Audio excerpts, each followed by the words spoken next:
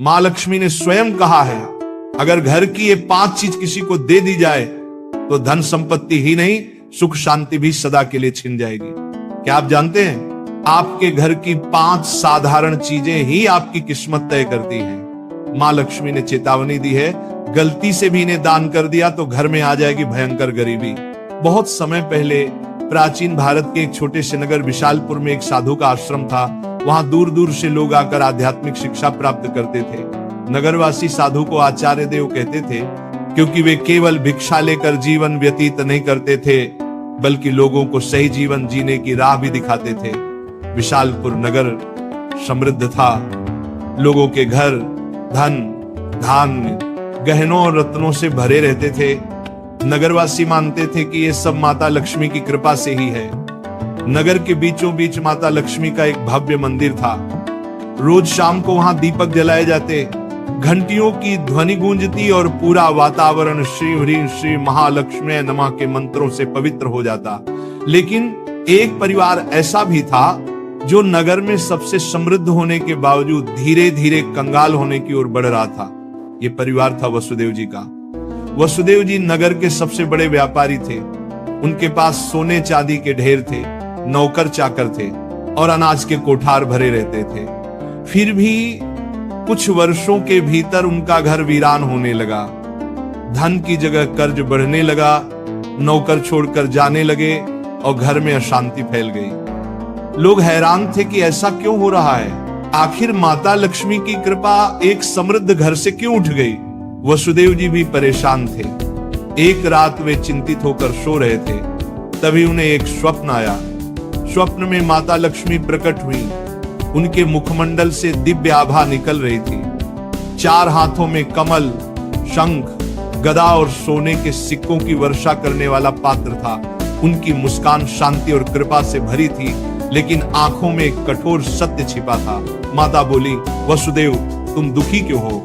क्या तुम्हें याद नहीं कि धन की रक्षा करना भी एक तपस्या है? तुमने अपने घर की 5 पवित्र वस्तुएं बार बार दूसरों को देकर मेरे निवास को अशुद्ध कर दिया, इसलिए मैं तुम्हारे घर से विदा हो गई।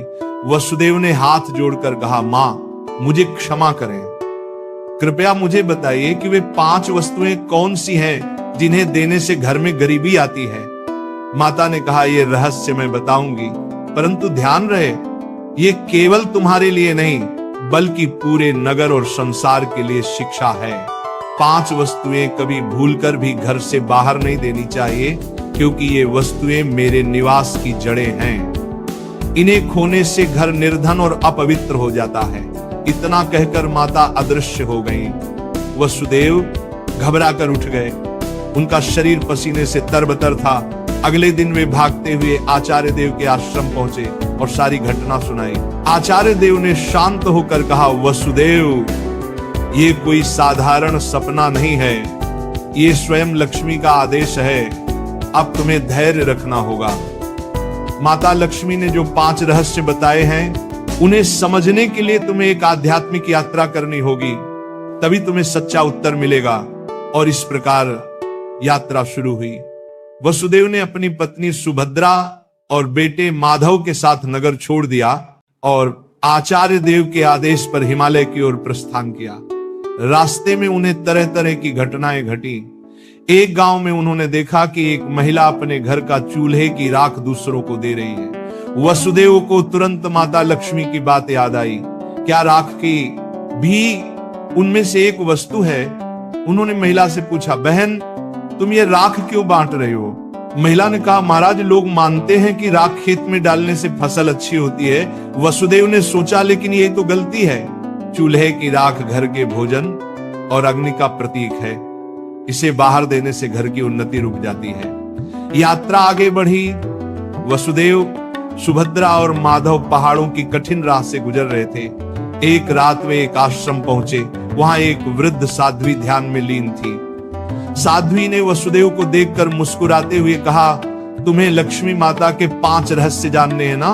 ध्यान से सुनो। ये पहली वस्तु है चूल्हे की राख। इसे किसी को मत दो, ये घर की लक्ष्मी को बाहर कर देती है। वसुदेव ने प्रणाम किया और रहस्य को याद कर लिया। दूसरे दिन वे आगे बढ़े। एक गांव में देखा कि लोग अपने घर से झाड़ू निकालकर दूसरों को दे रहे हैं। वसुदेव ने आश्चर्य से पूछा, तुम लोग ऐसा क्यों करते हो? एक युवक बोला, हम मानते हैं कि पुराना झाड़ू देने से दरिद्रता चली जाती है।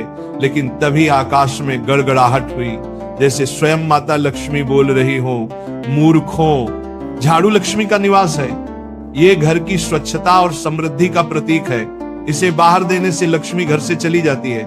वसुदेव को दूसरी वस्तु का भी रहस्य मिल गया, झाड़ू। तीसरा रहस्य उन्हें एक कुटिया में मिला। वहां एक वृद्ध साधक बैठे थे। उनके सामने दीपक जल रहा था। साधक ने कहा, बेटा, घर का जलता हुआ दीपक या उससे जली हुई लौ कभी किसी को मत दो। ये घर की ज्योति और आयु का प्रतीक है। इसे देने से सुख शांति चली जाती है। वसुदेव ने तीसरी वस्तु भी जान ली। आगे चलते चलते वे एक गांव पहुंचे। वहां एक परिवार ने अपने घर का नमक पड़ोसियों को उधार दिया। उसी रात उस परिवार के यहाँ कलह मच गई। साध्वी ने समझाया, नमक रिश्तों की मिठास और स्थिरता का प्रतीक है। घर का नमक देना लक्ष्मी को अपमानित करना है। अब वसुदेव को चौथी वस्तु भी मिल गई, नमक। अंततः हिमालय के पास एक गुफा में तप करते एक योगी ने अंतिम रहस्य बताया। योगी बोले, वसुदेव, पांचवी वस्तु है कपड़े का कोना या पल्लू। महिलाएं अक्सर पुराने कपड़े का पल्लू काट कर दे देती हैं, लेकिन यही स्त्री की लक्ष्मी और घर की मर्यादा का प्रतीक है। इसे देना घर के भाग्य को काटना है। अब पांचों वस्तुएं स्पष्ट थी। पहला, चूल्हे की राख। दूसरा, झाड़ू। तीसरा, जलता दीपक। चौथा, नमक। पांचवा, कपड़े का कोना। वसुदेव ने कृतज्ञ होकर योगी को प्रणाम किया। अब पांचों रहस्यों को जानकर वसुदेव अपनी पत्नी सुभद्रा और पुत्र माधव के साथ नगर की ओर लौटने लगे। रास्ते भर वे मन ही मन माता लक्ष्मी के उपदेशों को दोहराते रहे। नगर पहुंचते ही उन्होंने सबसे पहले आचार्य देव के चरणों में प्रणाम किया और पूरी यात्रा का वर्णन किया। आचार्य देव ने मुस्कुराकर कहा, वसुदेव, तुम्हें अब सच्चा ज्ञान मिल गया है। इन रहस्यों को केवल अपने तक सीमित मत रखना, बल्कि नगरवासियों को भी बताओ, ताकि वे भी लक्ष्मी के अपमान से बच सके। आचार्य देव की आज्ञा पाकर वसुदेव ने नगर के बीचों बीच सभा बुलाई। सभा में नगर के लोग बड़ी संख्या में उपस्थित हुए। वसुदेव ने हाथ जोड़कर कहा, बंधुओं, मैं स्वयं अपनी गलतियों के कारण निर्धनता और कष्ट का भागी बना। माता लक्ष्मी ने मुझे स्वप्न में दर्शन दिए और बताया कि 5 वस्तुएं कभी घर से बाहर नहीं देनी चाहिए। इतना कहकर उन्होंने क्रम से सब समझाया। पहली वस्तु है चूल्हे की राख, दूसरी झाड़ू, तीसरी जलता दीपक, चौथी नमक और 5वीं कपड़े का कोना। लोगों ने आश्चर्य और श्रद्धा से यह बातें सुनी। तभी आकाश में एक दिव्य प्रकाश फैला और माता लक्ष्मी स्वयं प्रकट हुई। उनके प्रकट होते ही वातावरण में सुगंध फैल गई। मंदिरों की घंटियां अपने आप बज उठी और लोग भाव विभोर होकर उनके चरणों में झुक गए। माता बोली, वसुदेव ने जो कहा वह सत्य है। तुम सब जान लो कि ये 5 वस्तुएं मेरे निवास की जड़ हैं। जो इन्हें बाहर देता है वह अपने ही घर से मुझे विदा करता है। ये कहते ही माता ने वसुदेव के घर की ओर हाथ उठाया और देखते ही देखते उनके घर में फिर से समृद्धि लौट आई। कोठार भर गए, नौकर लौट आए और पूरे घर में शांति का वास हो गया।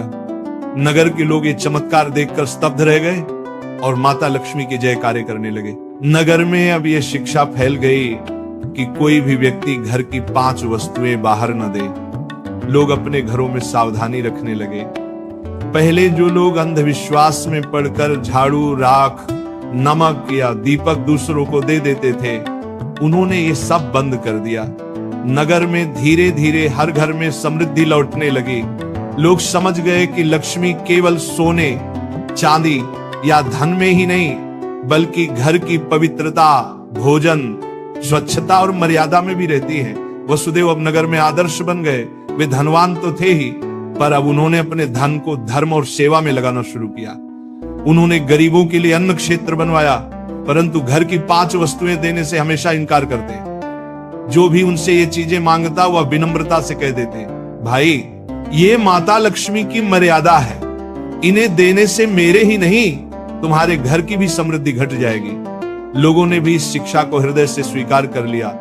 समय बीतने पर नगर विशालपुर दूर दूर तक प्रसिद्ध हुआ कि वहां न तो कोई निर्धन रहता है और न ही किसी के घर में कलह होती है। ये सब केवल माता लक्ष्मी की शिक्षा का परिणाम था। माता लक्ष्मी समय समय पर नगर में आकर वसुदेव को आशीर्वाद देती और नगरवासियों को याद दिलाती कि लक्ष्मी केवल धन की देवी नहीं बल्कि संतुलन, संयम और मर्यादा की शक्ति है। अंततः वसुदेव के जीवन की सबसे बड़ी सीख यही बनी कि लक्ष्मी की कृपा केवल मेहनत से ही नहीं बल्कि मर्यादा के पालन से भी प्राप्त होती है। माता लक्ष्मी केवल धन संपत्ति की देवी नहीं बल्कि वे पवित्रता, मर्यादा और संतुलन की शक्ति है। घर की समृद्धि बनाए रखने के लिए मेहनत और सदाचार के साथ साथ मर्यादा का पालन भी आवश्यक है। चूल्हे की राख, झाड़ू, जलता दीपक, नमक और कपड़े का कोना, ये 5 चीजें लक्ष्मी का निवास मानी जाती हैं। इन्हें घर से बाहर देने का अर्थ है लक्ष्मी को स्वयं विदा करना। ऐसे ही प्रेमानंद महाराज जी का वीडियो देखने के लिए आप हमारे प्रेम शक्ति चैनल को सब्सक्राइब अवश्य करिए।